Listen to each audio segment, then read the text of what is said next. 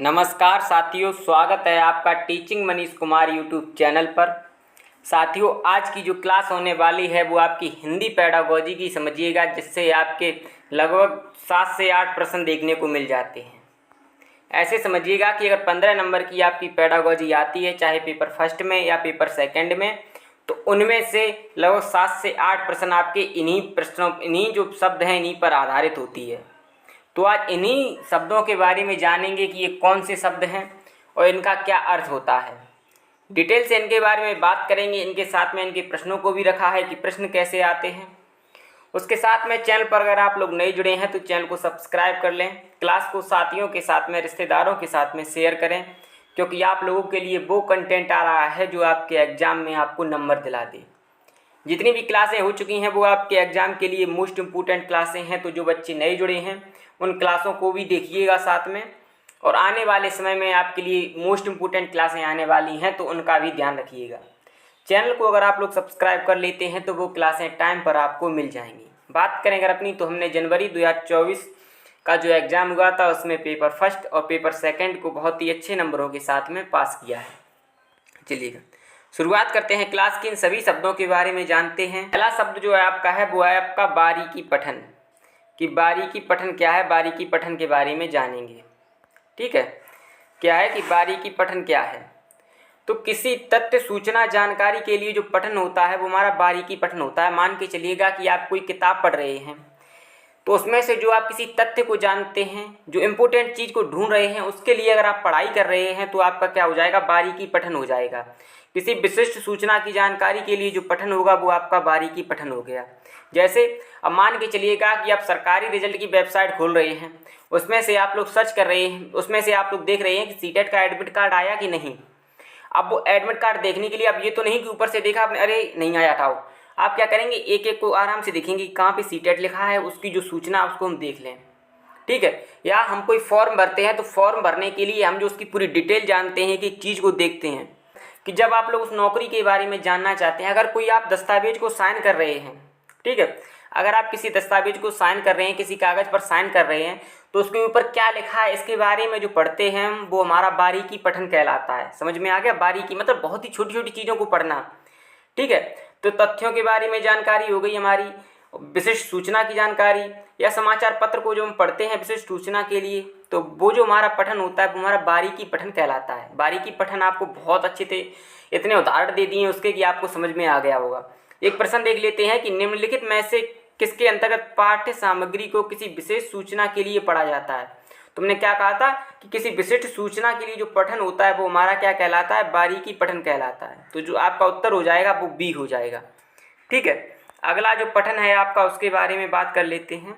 वो आपका है गहन पठन। कौन सा है, वो आपका है गहन पठन। अब ये क्या है, तो विस्तृत जानकारी के लिए पठन, मतलब किसी चीज़ को, जैसे कोई किताब पढ़ रहे हैं तो उसकी बहुत ज़्यादा जानकारी चाहिए उसके बारे में तो हम गहन पठन करते हैं कि इसके बारे में और पता चले। अब जैसे मान के चलिएगा कि आपके फेवरेट कोई ले लीजिएगा, जैसे आप किसी महात्मा गांधी मान के चलिएगा आपके फेवरेट हैं, तो आप कोशिश करेंगे उनके बारे में और जानकारी मिले। जैसे कोई एक्टर आपका बहुत ज़्यादा फेवरेट है तो आप कोशिश नहीं करते, हम लोग उसके बारे में गूगल सर्च करते हैं, ये कौन है, क्या है, इन्होंने क्या क्या किया है, कौन सी मूवीज़ की हैं। तो इस तरीके से उसके बारे में ज़्यादा जानकारी लेने के लिए जो हम पठन करते हैं वो हमारा गहन पठन कहलाता है। और उसमें क्या करते हैं, अगली चीज़ जो उसकी होती है कि अर्थ निकालने के लिए पठन। जो अर्थ निकालने, अब मान के चलिएगा हम कोई किताब पढ़ रहे हैं, ठीक है, हमें बहुत अच्छा लगा, तो हम उस चीज़ों को, पहले जो किताब भाषा है उसको देखेंगे, फिर उसको अपने शब्दों में अर्थ निकालने की कोशिश करेंगे, ये कह क्या रहा है, इसका अर्थ क्या है। ठीक है, तो इस तरीके का जो पठन होता है वो हमारा गहन पठन कहलाता है। विस्तृत जानकारी के लिए जो पठन, पाठ्य वस्तु का जो पठन होता है वो हमारा क्या कहलाता है, वो हमारा कहलाता है गहन पठन। अब बहुत से बच्चे क्या करते हैं, यहाँ पे विस्तृत लिखा है तो इसमें जो लिखा है इसी को मिलाकर ये कर देते हैं, लेकिन ये आपका गलत हो जाएगा। तो कोई बड़ी जानकारी के लिए, विस्तृत जानकारी के लिए जो पठन होता है वो हमारा कहलाता है गहन पठन। ठीक है, आपको समझ में आ गया, बहुत अच्छी बात है। आगे बढ़ते हैं, आपका अगला है सरसरी तौर पर पठन। ये क्या है, तो देखिएगा जब किसी का शीर्षक उपशीर्षक निकालना हो किसी के बारे में, मतलब ये जैसे कोई लेखक ने लेख लिखा है तो उस लेख में उसने किस लिए लिखा, उसका सार क्या है, मतलब वो कहना क्या चाहता है। जब इस तरीके की जानकारी के लिए हम पढ़ते हैं तो हम सरसरी तौर पर पढ़ते हैं, ऐसे कहते नहीं, ऊपरी तौर पे पढ़ लिया हमने, देख लिया कि वो कहना क्या चाह रहा है। ठीक है, सरसरी ये यहाँ पे होगा। सरसरी तौर पर पठन किसी पाठ को देखकर उसकी विषय वस्तु का पता लगा कर लेना या लगा लेना पढ़ने की एक महत्वपूर्ण कुशलता है। सही बात है। यह आनंदभूति के लिए किए जाने वाले पठन से संबंधित है। विषय वस्तु के सार होगा यहाँ पे। यह विषय वस्तु के सार समझने में मदद करता है। इसके तहत शीर्षक उपशीर्षक निकालने, मोटे अक्षर चित्रों से पाठ्य पुस्तक की सामान्य जानकारी होती है। मान के चलिएगा कि एक चित्र बना है, ठीक है, जिसमें महाराणा प्रताप युद्ध लड़ रहे हैं, तो उस चित्र को देखकर हमें ये पता चल जाता है कि हो सकता है इसमें ऐसा हो कि महाराणा प्रताप के युद्ध की गाथा बताई जा रही हो। ठीक है, तो इस तरीके का जो पठन होता है वो हमारा सरसरी तौर पे पठन होता है, जो जल्दी जल्दी से पढ़ करके और जान लेते हैं कि ये पाठ किस बारे में है और क्या कहना क्या चाहता है। इसमें बहुत डिटेल से नहीं पढ़ना होता है, एक शब्द हमें उसको थोड़ा सा पढ़ करके उसके बारे में जानने के बारे में पता चल जाता है। ठीक है, वो कहना क्या चाहता है। समझ में आ गया आप लोगों को? बहुत अच्छी बात है। अगला देख लेते हैं हम। इसका एक सवाल है कि सरसरी तौर पर पठन है क्या? तो पाठ्य सामग्री के समग्र अर्थ को प्राप्त करने के लिए पठन, या विशिष्ट सूचना को प्राप्त करने के लिए पठन, या पाठ्य सामग्री के आगे का पठन। ये भी नहीं होगा, लेखक की मंशा जानने के लिए भी नहीं होगा। अब विशिष्ट सूचना के लिए हमने आपको बताया था कौन सा पठन था। जिन बच्चों को समझ में आ चुका है बहुत अच्छी बात है, जिनको समझ में नहीं आया हो वीडियो को पीछे लेकर जाइएगा, फिर देखिएगा। ठीक है, क्योंकि फिर आपको वो चीज़ अच्छी तरीके से याद हो जाएगी। ठीक है, इसीलिए हम इसको यहाँ पर नहीं बताएंगे, क्योंकि जब आपको अगर समझ में नहीं आया होगा तो पीछे जाके आप दोबारा जब पढ़ेंगे वो चीज़ तो आपको समझ में आएगी। ठीक है, ये भी नहीं होगा, आपका जो उत्तर हो जाएगा कि समग्र अर्थ मतलब वो कहना क्या चाहता है, उसका सार क्या है, उसके बारे में जो पठन है वो हमारा सरसरी तौर पर पठन हो जाएगा। आगे बढ़ते हैं। आपके विस्तृत पठन क्या है देखिएगा, उस विकल्प में था ना, ये बताइएगा। तो ये आनंद के लिए पठन, समय व्यतीत के लिए पठन। अब मान के चलिएगा आप बैठे हैं खाली, आपने ऐसे ही कि अरे ये किताब किसकी रखी है। मान के चलिएगा आप शिक्षक बन गए, आप टेट की तैयारी कर रहे हैं, आप अपनी किताबें पढ़ रहे हैं, लेकिन तभी आप कक्षा 5 के बच्चे की कोई किताब आपको मन किया, अरे ये तुम्हारी बहुत पहले की किताब थी, इसको पढ़ के देखें। अब उसका कोई मतलब तो नहीं है आपके जीवन में, लेकिन आप आनंद के लिए उसको पढ़ रहे हैं, आप थोड़ा टाइम पास करने के लिए पढ़ रहे हैं, आप कह रहे हैं थोड़ा मनोरंजन लिया जाए, इसकी कहानी कैसी है। या आप कोई मैगजीन पढ़ते हैं, कोई आर्टिकल पढ़ते हैं, समाचार पत्र, सुबह सुबह अब समाचार पत्र पढ़ रहे हैं, अखबार पढ़ रहे हैं, तो ऐसा तो नहीं है कि अखबार हम रट रहे हैं, पूरा एक एक शब्द पढ़ रहे हैं कि उसकी भैंस चोरी हो गई, उसका नाम ये था, इतने बजे चोरी हो गई, या मतलब बहुत कुछ वैसी ये तो नहीं पढ़ते, ऊपर ऊपर से पढ़ते हैं कहाँ पर कौन सी घटना हुई। ठीक, अपना टाइम काट लेते हैं सुबह का। तो इस तरीके का जो पठन होता है वो हमारा विस्तृत पठन कहलाता है, जो मनोरंजन के लिए ऐसे समझिएगा पढ़ते हैं थोड़ा टाइम निकाल करके।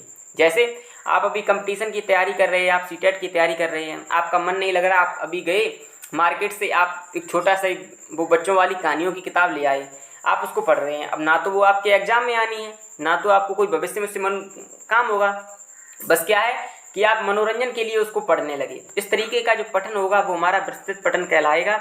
एक प्रश्न भी है कि रमेश सुबह सुबह उठकर समाचार पत्र पढ़ता है, वह कौन सा पठन कर रहा है? तो वो आपका कर रहा है विस्तृत पठन। ठीक है, बहुत अच्छी बात है। अब कोड मिश्रण क्या है, जिससे आपके एग्जाम में प्रश्न देखने को मिल जाते हैं। तो बात करें अगर कोड मिश्रण की, मान के चलिएगा कोई एक बात, जैसे हम आपसे बात कर रहे हैं, हम आपसे बात करते करते कुछ शब्द हिंदी में बोलें, कुछ शब्द अंग्रेजी में बोलें। ठीक है, तो इस तरीके का मान के चलिए जैसे ये है कि जब कोई एक ही वार्तालाप में एक भाषा से कोई एक शब्द और दूसरी भाषा से कोई दूसरा शब्द प्रयोग करता है तो कोड मिश्रण कहलाते हैं। जैसे कल मुझे जालंधर जाना था, हिंदी में बोल दिया, पर मेरी ट्रेन मिस हो गई। ट्रेन इंग्लिश शब्द है और मिस मतलब छूट गई, दोनों इंग्लिश शब्द बोल दिए, पर मेरी ट्रेन मिस हो गई। अब जैसे हम बोलते हैं कि मुझे आज स्कूल जाना है बिकॉज, तो बिकॉज लगा दिया यहाँ पे। ठीक है, और जैसे कोई दिन पूछता है तो जैसे कहा कि आज कौन सा दिन है, तो उसने कहा आज संडे है, तो आज संडे है आज का। ठीक है, हिंदी हो गया, और संडे तो संडे इंग्लिश में हो गया। तो इस तरीके का जो शब्द हम बोलते हैं जिसमें हिंदी और इंग्लिश या कोई दूसरी भाषा साथ में प्रयोग कर लेते हैं एक वाक्य में, तो वो हमारा कोड मिश्रण हो जाता है। ठीक है, चलिए अगला है आपका कोड परिवर्तन क्या है। इसकी हमने परिभाषा नहीं दी है आपको, सॉरी इसकी हमने उदाहरण नहीं दिया, क्योंकि इसमें आपको यहीं पर सब समझ में आ जाएगा। ठीक है, अब जैसे मान के चलिए किसी को 2 या 2 से अधिक भाषाओं का ज्ञान है।